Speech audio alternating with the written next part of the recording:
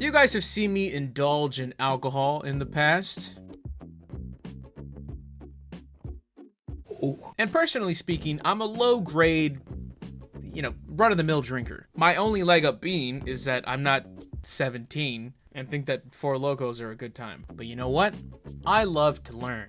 I really do. And that's where Lucas Assis comes into play, because he popped up on my For You page like a half a year back. He's a bartender, tequila expert, TikTok influencer, and not only was he making delicious drinks, he is also very informative. And he talked about tequila in a way that drew me in, even though for half of it, I was just smooth braining and I just really didn't know what he was talking about half the time. So I reached out to him because he does have an interesting message regarding celebrity tequila. I also bought a boatload of tequila that he recommended and did not recommend. And we're just gonna talk about things, maybe drink a little tequila, get a little crazy, who knows? It's 4 p.m.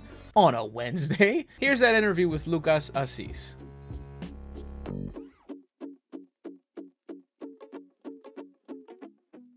I know if you wanted to, you could whip out a TED Talk on tequila if you wanted on the spot. But we don't have that much time, right? So we're going to try and keep things somewhat short. Don't buy celebrity-owned tequila. That is a very big message you push on your social media, and you often explain why. I think the most popular one to come to mind is Casamigos, which you told me, because I didn't know this, was co-founded by George Clooney. I had no clue, right?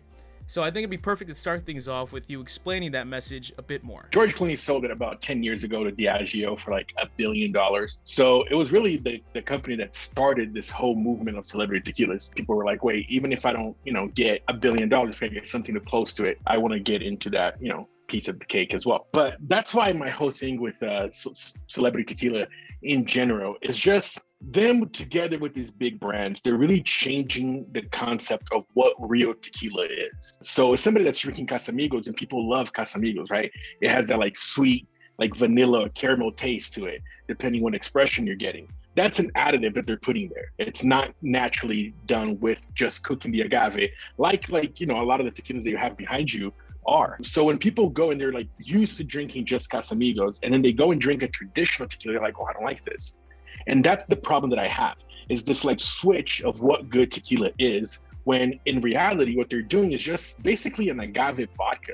They're just using the agave so they can call it tequila because it's trendy. So what they do is they get these agaves at 3 to 4 years old, which is like less than half of where it should grow. It should be around 7 to 8 years old. And then they use a diffuser. And basically what it does is it uses high power, like almost like a pressure washer with hot water, and it crushes the agave that way. Other ones actually use hydrochloric acid to cook the agaves. There's no cooking process, just acid that's like, crushing the agave, and they just ferment that. So something that in most like traditional tequilas would take about 15 days to do, the whole process from cooking to fermenting to distilling, they do in about a day. Jose Cuervo and these celebrity tequila brands, especially like ones that are like claiming to sell like hundreds of thousands of cases in their first year, they're putting more tequila in one day than a lot of these traditional brands do in a year. If we don't do something about this, traditional tequila has its days numbered. They're really hurting the agriculture of this,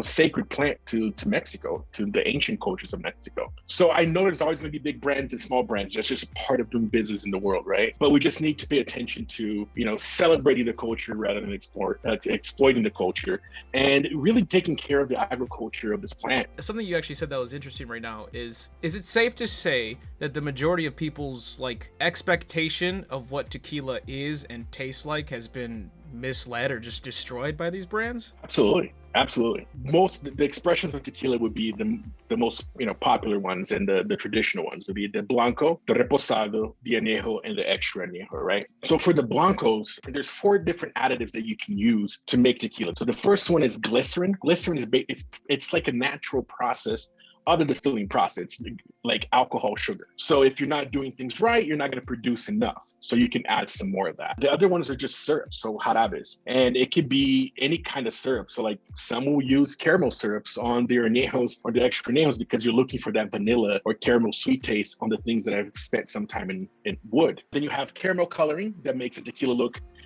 darker than it actually is. So if you get like a traditional añejo, it's like almost like a goldish hue color to it. It's not this like whiskey kind of color like it has in a lot of these bottles, you know what I mean? Because these barrels have been used for like 10 times sometimes. So you get very small color. So to make sure that it sells in the US, because a lot of people have that connotation of like, oh, if it's an añejo, it's spent like 3 years in the barrel, it's gonna be a super dark tequila. And it's not true. Some of them are not at all. Almond extract that will make a tequila taste like it's older than it actually is as well. So those 4 additives that can be used in tequila are really changing, people's perspectives of how tequila is made and what it should taste like. And that just doesn't sit right with me.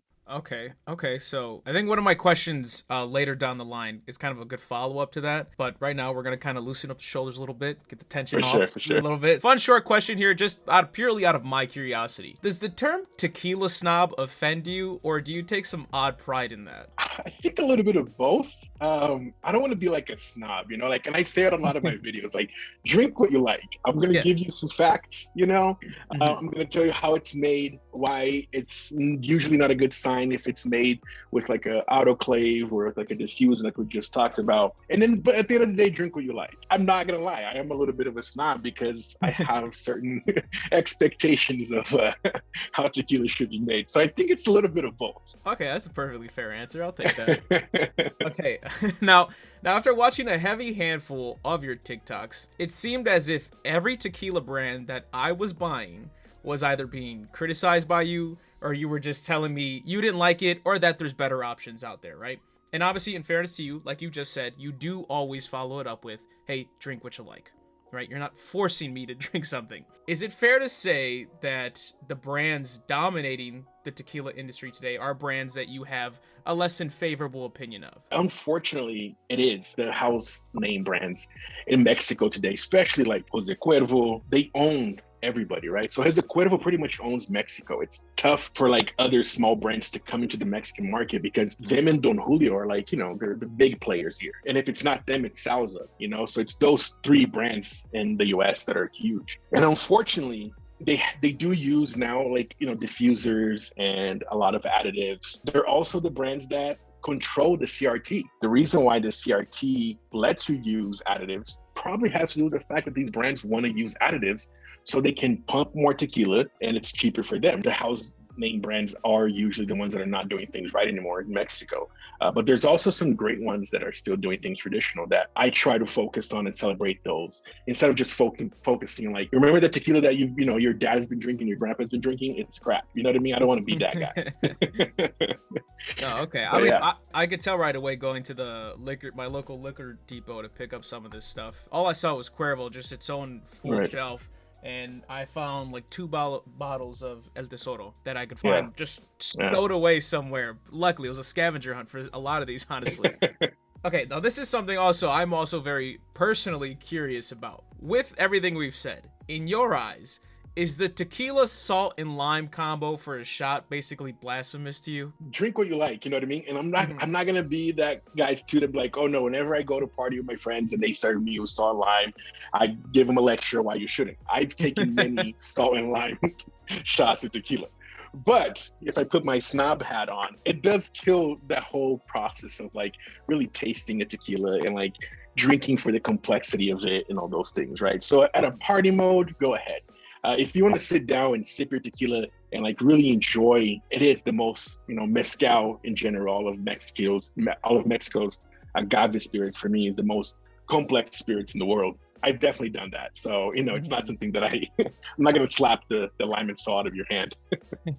Knowing that you do have a lot of bartending experience, is that kind of go for like really any liquor at that point? Like a Chasers? Like is Chasers just like usually a no-go for you? I have to say yes. Yeah, even if I'm drinking a whiskey, I'm drinking like, not saying it's going to have to be super expensive stuff, but like some quality stuff that I don't need a chaser for. And I want to admire that spirit for what it is. So yeah, usually. Other than that, I would have to say I love a pickleback shot. So a shot of Jameson, a shot of pickle juice. I love that stuff. Welcome to the club. Like that. Yeah.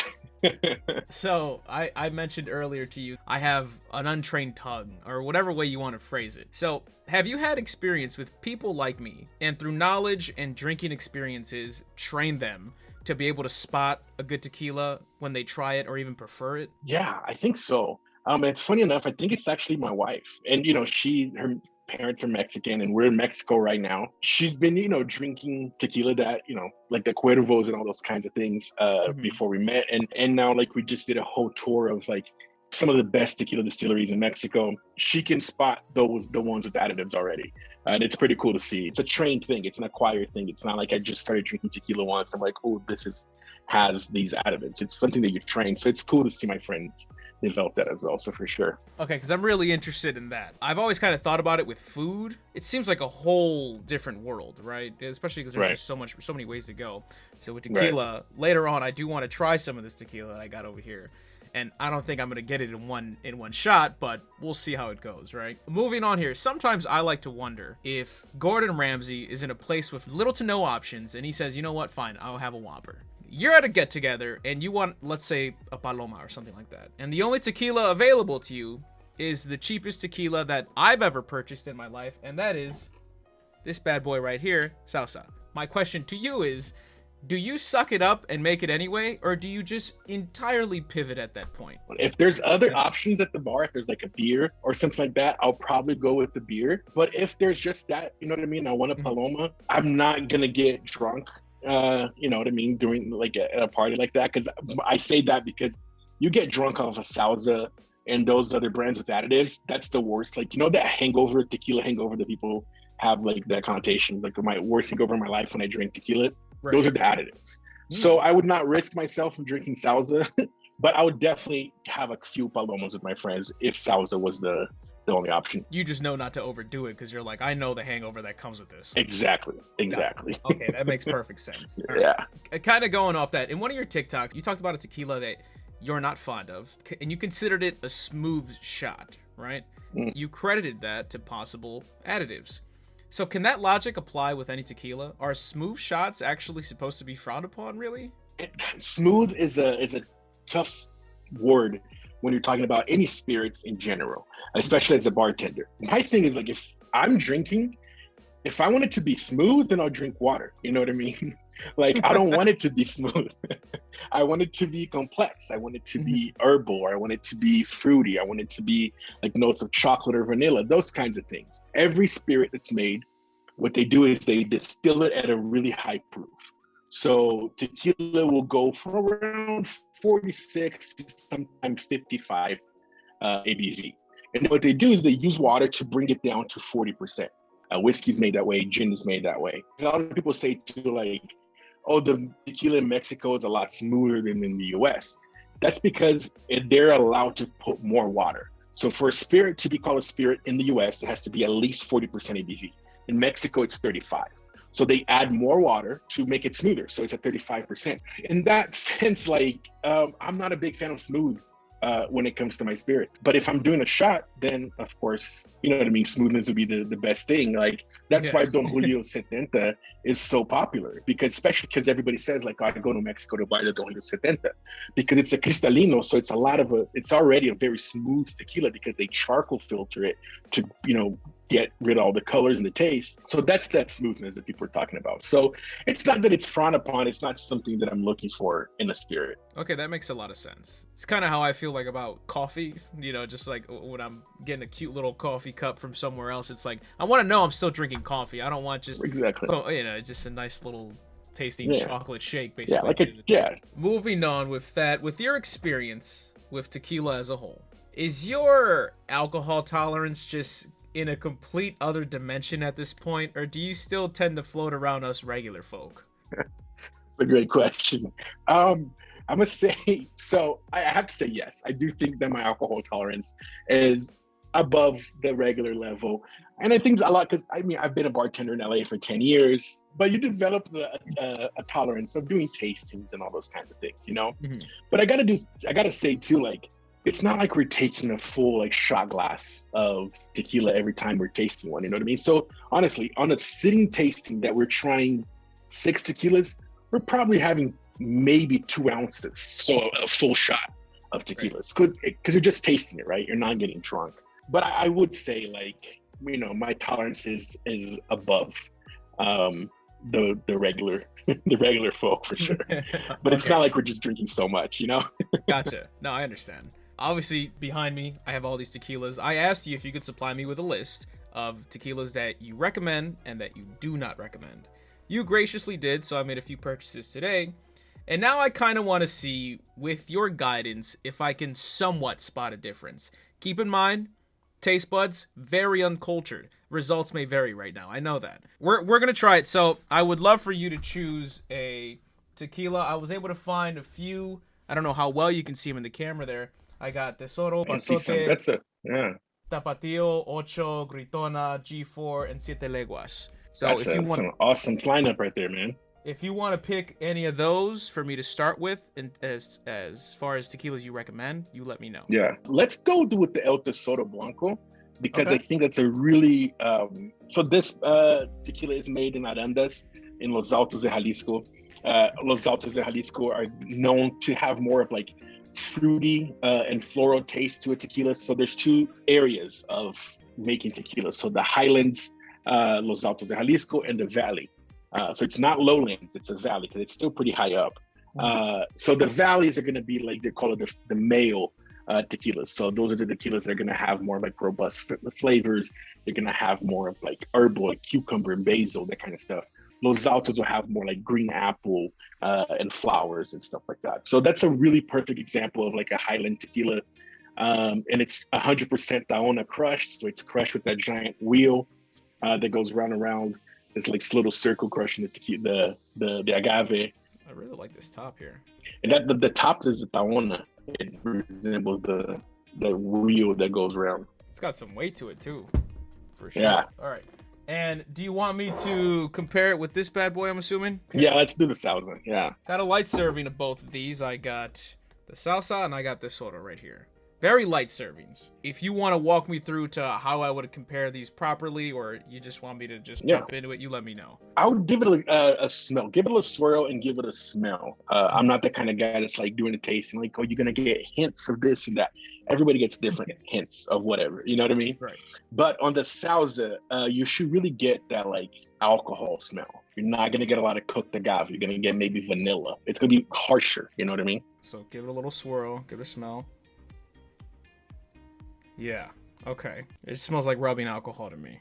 Like the wipes I used on my shopping cart when I got to the store. Mm-hmm. And if you want to do like a little trick too, if you put a little bit of it in your hand and you just like kind of rub your hands like you just put hand sanitizer and then let it dry, when you smell it, you're going to smell alcohol or like sweetener.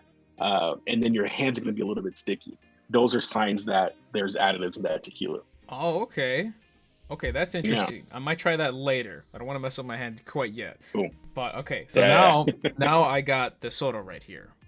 What do you think I should be smelling on this one then? What should be the difference? With this one, you're gonna get that cooked agave. So it's gonna be like herbal sweetness, like almost honey-like, but a little bit more herbal. You're gonna get a little bit of the alcohol because it is, but it's not gonna be that overpowering at all. Your nose gets a little bit used to it, so the alcohol starts to dissipate a little bit, and you're gonna get more of those like flowery notes, citrusy notes. Honestly, it'll be a lot more complex. I'm gonna see what I got here.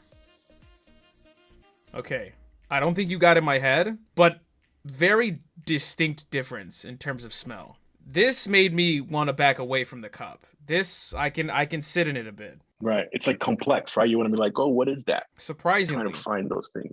I was not expecting this, honestly. I thought I was going to have a very same like visceral reaction to both. Very notable difference there in terms of smell. Now, in terms of taste, which one do you want me to taste first? I would go with the Delta Soda first so you don't ruin your taste buds with the Salsa. My taste. Okay. You know? Okay. Keep in mind, average drinker, I'm going to make a face. I'm sorry, we're not trained like you, Lucas. Absolutely. Absolutely. Okay, so here we go. We're going to have a little bit of taste of this. Nothing too crazy.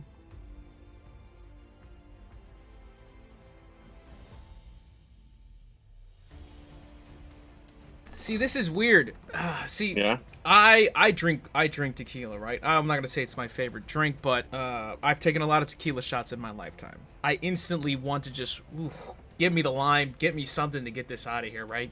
And it's because I do drink all this. I drink the Salsas, I drink the Cuervos, I drink all that. It's interesting how I can kind of, and I know I didn't take a full shot or anything, but I can kind of, I just like the smell, I can kind of sit in this a little bit longer. Because I have heard so much of what you said, it's like, I want to know what's going on here. I wish I had the extent of vocabulary that you do to be able to describe this perfectly. But for the average viewers out there, including myself and the average drinkers, it is a very notable difference. Going to this now, it's gonna be different. I don't think I'm gonna want to sit in that like I am with this. For me, I mean, like, you know, for my taste, like the Salsa, I can just taste that like fake sugar taste. But I think El Tesoro is a perfect one to balance it out so you can see both, you know?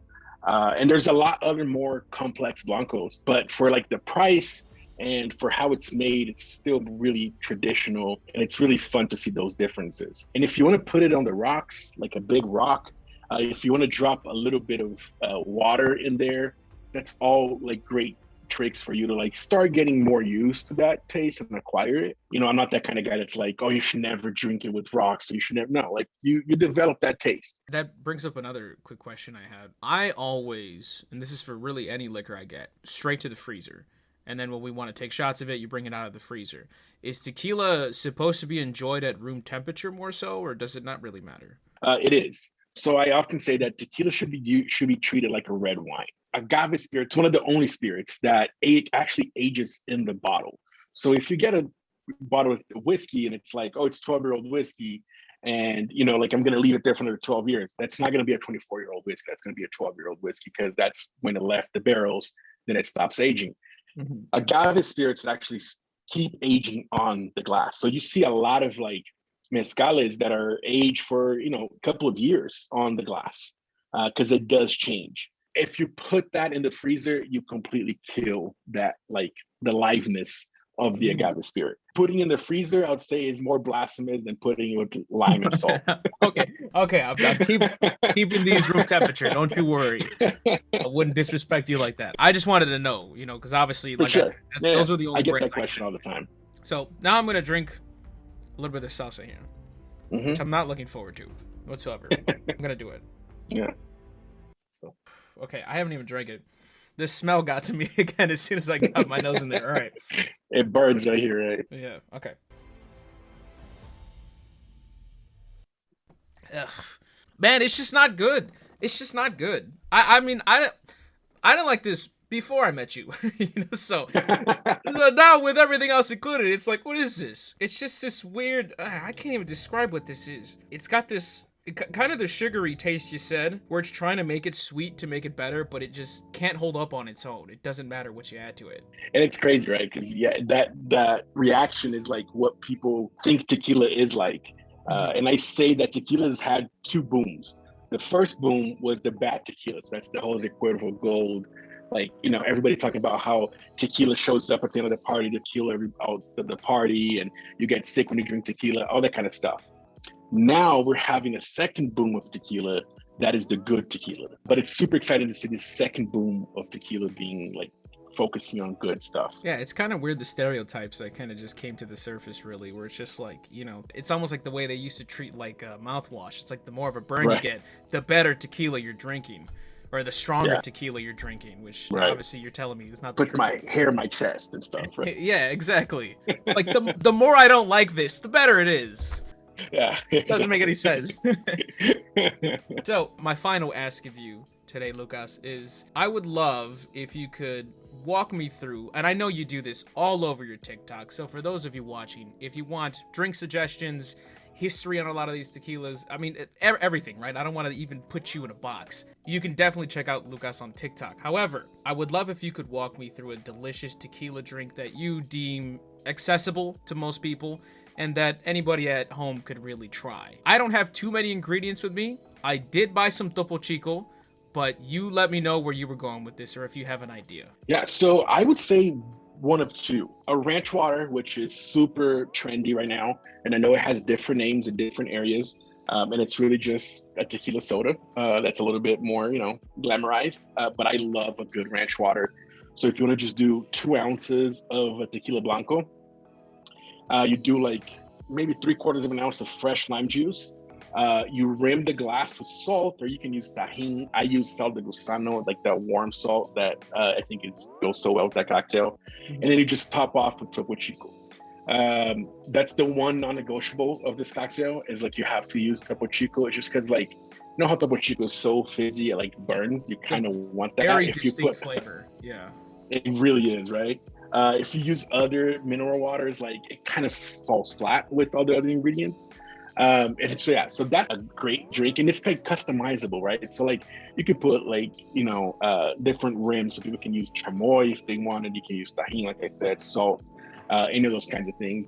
The other one is a paloma, and every, I think, state in Mexico has a different version of a paloma. And every time I make a video of a paloma, I get people telling me like, that's not how you make a paloma where I'm from, which is, I love that too. I love that differences, But for me, like a true paloma, especially the ones that my family makes in Michoacan, is fresh grapefruit juice, a dash of fresh lime juice, 2 ounces of tequila. You can either use like a reposado or a blanco, lots of ice, and then also top off with the pochico. And you can just give it a stir, and it's so refreshing. If you like your drinks a little bit sweeter, you could put like a little dash of simple syrup, which is equal parts water, equal parts sugar.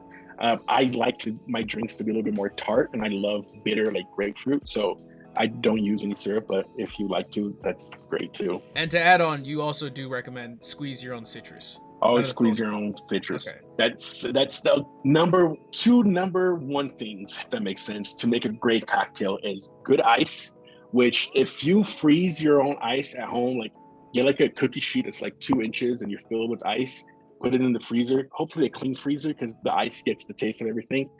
You have better ice than most like bars in the US, and fresh lime juice. Okay, perfect. I'm gonna make one after this. And I've been seeing that ranch water, and I'm very curious on it, so I definitely want to try that, especially with one of these. Do you recommend a specific tequila, or do I stick with Tesoro for that? I would do either El Tesoro or Siete Leguas. I love using Siete Leguas I actually have a video using Siete Leguas for ranch water.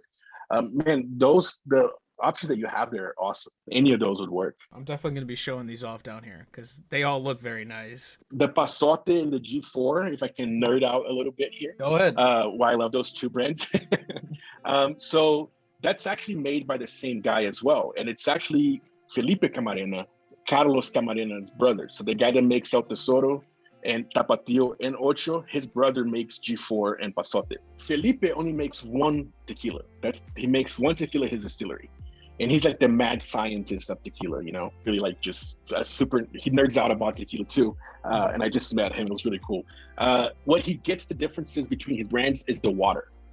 So he has different ways to collect water in his distillery. He collects rainwater year round, and he has a fountain in front of his distillery that runs 365, 24/7 to keep the water fresh. He has a tank where he keeps the water to use for like condensation, so he doesn't need to be clean water because it doesn't touch the tequila. He has a deep well water that's around 459 feet underneath his distillery that he also gets water from. So he uses these different waters to showcase to us how water impacts a tequila. So G4 is a tequila that's 50% rainwater, 50% spring water. And then Pasote is 100% deep well water from a well that he has underneath his distillery that's 459 feet deep. And you can try those side by side and really see the differences. It's the same tequila. It's just how water impacts the flavor. So it's pretty cool. I obviously did not know that. That's very rainwater. That's dope. That's it, man. I'm definitely gonna be trying all these, and I'll let you know if anything comes up. But Lucas, I did want to very much thank you for coming on. Appreciate you. You did not have to. I did not force you. I did not pay you. You can ask, but. I appreciate you coming on. Please take the time right now. Shout out your socials. Do what you got to do. I'll make sure to put it in the video and put them all up and make it all cutesy-like. You just go ahead. Floor is yours. Appreciate it. Thank you so much, man. This was awesome. Thanks for reaching out to me. As you could probably tell, I can nerd out and talk about tequila and agave spirits for hours. This is really fun. Follow me on my TikTok, also on my Instagram. I mentioned here how I'm in Mexico right now. I've been visiting distilleries for the past week. All the trips are on my Instagram as well. So I have all my highlights there of all the distilleries I visited. If you guys have any questions about tequila, what to get, what mezcal, whatever, I really try to answer every question I get. Just reach out to me on my Instagram. It's easier to message on there than it is on TikTok. So yeah, all my videos are gonna be on YouTube, and that's how I'm gonna launch my YouTube channel. So I'm gonna talk about all the distillery tours, the process of how all these different tequilas are made. Okay, seriously, dude, I really appreciate you taking the time, man. Thank you so much. Sorry if I took too much of your time, but I appreciate you hopping on. Still a big fan of your TikTok content, man. I'm excited to see what you keep on doing with that. Yeah, I appreciate the recommendations as well, man. Thank you so much. Of course.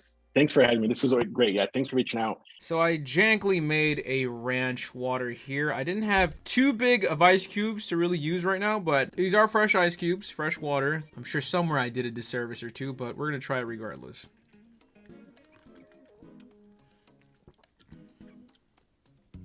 Oh, wait, hold on.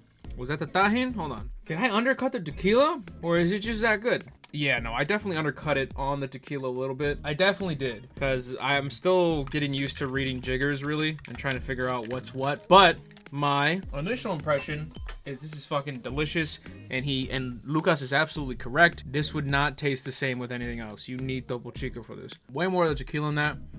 You got like a lime shred. This is great. You can probably make that a little stronger too, honestly. I probably still undercut it completely, right? But from what I can tell from this is fire. This is good. Topo Chico. It's super simple too. Brim in the glass. Make it at a party. Try it. Why not? Enjoy yourselves. I like this more than Palomas, honestly. And I've had Palomas in a few different spots, so they taste differently everywhere. Cheers. Thank you, Lucas. If you guys enjoyed this video, please leave a like. Here's your second reminder to please leave a like. If you enjoyed that interview, go follow Lucas's shit. I'm big with him on TikTok. I love his TikTok. I can just binge that dude's videos. It's great. Please subscribe because I have more content coming your way on all my channels, believe it or not. I'm kind of fucked up. Oh, man. That's that 40%, okay? Gamer subs. Code Mr. GG, 10% off. And as always, I am Mr. GG, and I